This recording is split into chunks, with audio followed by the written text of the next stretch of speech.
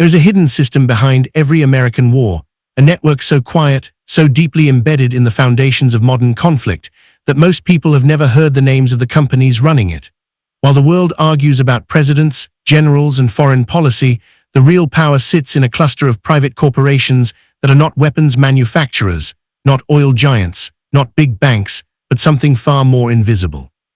They are the shadow network, the 7 companies that supply the backbone of every war the United States has fought for the last 70 years. They don't fire bullets, but no bullet reaches the battlefield without them. They don't fly planes, but no jet takes off without their systems. They don't send soldiers, but they decide where soldiers sleep, what they eat, how missions are tracked, and how information flows across the world. And the strangest part is that they operate in plain sight. Their contracts are public, their profits are recorded, yet almost nobody knows their names because they hide behind ordinary industries like shipping, data networking, food service, medicine, and satellite communications. These companies don't appear on the news when wars start, but their stock prices spike immediately. They don't debate foreign policy, but their executives attend private meetings in Washington where future operations are quietly outlined. They don't lobby loudly, but they shape procurement, budgets, and military planning from the shadows. Every war has weapons and soldiers, but the real engine of modern war is logistics, intelligence, mobility, and infrastructure, and that's exactly what the shadow network controls. Let me show you how these 7 companies quietly profit from conflict after conflict, how they influence policy, and how they have created a war economy far bigger than any single weapons manufacturer. The first company in the shadow network is, yes, the same that supplies restaurants, hotels, and grocery chains. Most Americans know them as the company that delivers frozen fries and packaged lettuce, but behind the scenes has been one of the largest military food suppliers for decades, feeding millions of soldiers across the world. When the US went to war in Vietnam, trucks followed. When American troops were deployed to Iraq and Afghanistan, signed contracts worth billions to provide meals for bases, forward outposts, and safe zones. War may seem like guns and combat, but the biggest logistical operation in any conflict is food distribution, and became the quiet monopoly behind it. They built specialized supply chains that could operate in deserts, mountains, and war zones, providing everything from MRE ingredients to fresh produce flown in on military cargo planes. Their war profits are not in weapons, but in cafeteria trays, bulk chicken shipments, rice, and bread.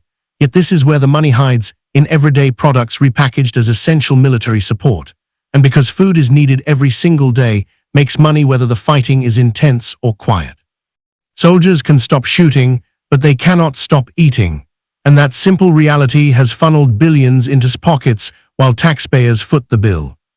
The second company is CACI International, a name almost unknown to the public, but critical to the US military's intelligence system. CACI runs data centers, monitors communications, builds cyber tools, and even provides personnel for interrogation and surveillance operations overseas. While weapons manufacturers profit from explosions, CACI profits from information, and in the modern world, information is the new battlefield. Every drone feed, every satellite image, every intercepted message passes through networks run by companies like CACI. Their analysts work inside military bases, often wearing the same uniforms as soldiers, but they are private employees earning far more than enlisted personnel. During the Iraq War, CACI contractors outnumbered CIA interrogators. During the War on Terror, they built some of the most advanced digital tracking systems used by the US military. And because intelligence work never ends, CACI profits even during peace. Every new threat, cyber attacks, espionage, terrorism, becomes justification for increased contracts. They have positioned themselves at the center of America's surveillance architecture, and no war can be fought without their systems running in the background. They don't influence foreign policy directly, but by defining what the intelligence community sees as threats, they shape the decisions that lead to military intervention.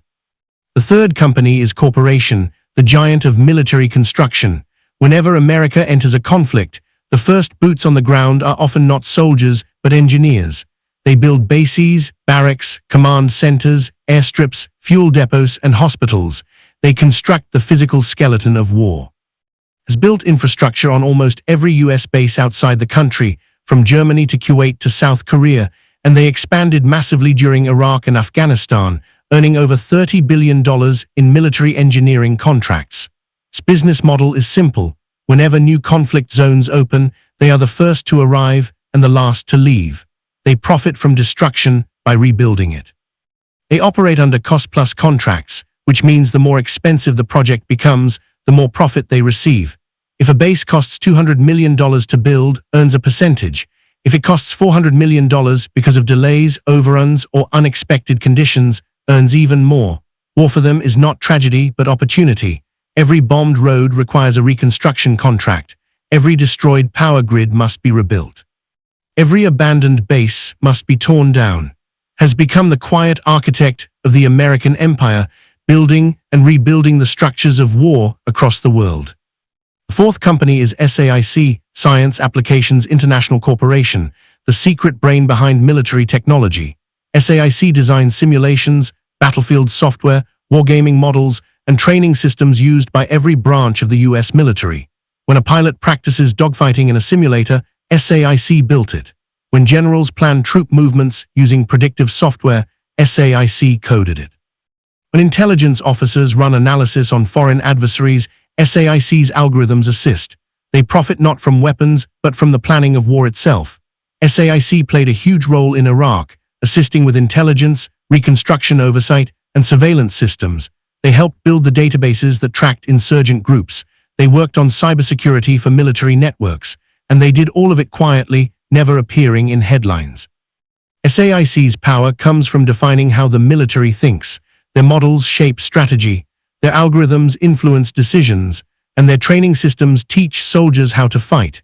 When you control the software, you control the battlefield, and SAIC has built its empire on that truth. The fifth company is Mantech, another digital ghost of the military world. They specialize in cybersecurity, drone networking, satellite, and advanced encryption. Modern wars rely heavily on digital infrastructure, communication satellites, encrypted radios, GPS systems, and remote surveillance. Mantech integrates all of these. They secure nuclear command networks, protect data centers, and operate drone mission systems. Single malfunction in one of their systems can ground entire drone fleets or disable battlefield communication. That gives them enormous power. Mantech has profited from every conflict in the last 40 years by becoming essential to digital warfare. Their profits rise not when battles intensify, but when threats evolve, because governments pay them to constantly upgrade. The more hacking attempts, cyber attacks, and digital espionage worldwide, the more contracts Mantech receives. Their business model depends not on war itself, but on the fear of the next one. Sixth company is the biggest producer of MREs, meals ready to eat. This is the company that makes the food soldiers carry into combat, the food millions of emergency kits contain, and the rations shipped to conflict zones worldwide. Its profits explode whenever conflict begins because military food orders skyrocket instantly. They don't need long meetings or planning because their supply chains are always ready. They have warehouses full of prepacked meals waiting for the next crisis. In Iraq and Afghanistan, earn billions quietly, never appearing on the news because they don't deal with weapons, only with food. But in war, food is power and has become one of the most important suppliers in the military ecosystem. Their food is in every rucksack, every base, every forward operating unit. And because MREs are necessary for emergencies too, profits from natural disasters, humanitarian crises, and foreign aid. War or peace, their meals are consumed by millions, funded by taxpayers, and their executives remain invisible behind the curtain. The final company in the shadow network is the satellite communications giant. Without drones cannot fly long-range missions, soldiers cannot coordinate, and commanders cannot communicate with units in remote locations, provides the digital sky through which modern war operates. Their satellite terminals sit on top of military vehicles, naval ships, and command centers. Their encryption protects missions. Their networks deliver real-time intelligence. During the last 25 years, has quietly become a cornerstone of American military communication, earning billions from satellite bandwidth and secure transmission technology. They were essential in Afghanistan, in Iraq, in Syria, and in every counterterrorism operation. And the more global conflict expands with cyber threats, drone warfare, and space-based surveillance, the more profits. They are not weapons manufacturers, but without their satellites, no modern weapon functions properly. Sits at the intersection of space and war, quietly controlling the invisible infrastructure of conflict. Now here is the most important part. These 7 companies rarely appear in discussions about military spending. People talk about the big firms. But the shadow network often earns just as much money while avoiding all public scrutiny. They do not face the same investigations or media coverage because the public thinks of them as everyday companies, food suppliers, engineers, tech contractors, satellite operators. Politicians rarely criticize them because their services are considered non-controversial. No one protests outside headquarters, no news outlet runs stories about Mantech overcharges, no debate erupts about political donations. Yet these companies profit massively from war because modern warfare is not just about shooting. It is about feeding, transporting, building, connecting, coding, and supplying. And that is where the money truly flows. The shadow network thrives because they are essential and irreplaceable. A weapons manufacturer can be swapped for another. But if the systems that feed soldiers, secure data, build bases, supply satellite links, run simulations, or encrypt communications fail, the entire military collapses. That gives these companies leverage. They can overcharge, delay, renegotiate, expand budgets, and the Pentagon has no choice but to pay. Canceling a contract would cripple operations. And because these companies spread their factories, warehouses, and offices across dozens of congressional districts, politicians protect them to protect local jobs. So the pattern repeats. Contracts are issued, budgets overrun, taxpayers pay, executives profit, and the public never hears the names of the companies making billions behind the curtain of war. This is the true business of modern conflict, a system where war is not just fought by soldiers and generals, but by private corporations operating in the shadows, supplying everything from food to satellites.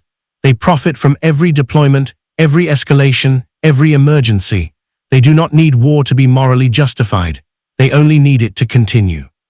And as long as conflict remains a part of American foreign policy, the shadow network will grow richer, more powerful, and more deeply embedded in the machinery of the military. They are the quiet winners of every war, and unless the public starts paying attention, they will remain invisible, profiting endlessly while taxpayers fund a system built not for peace, but for permanent conflict.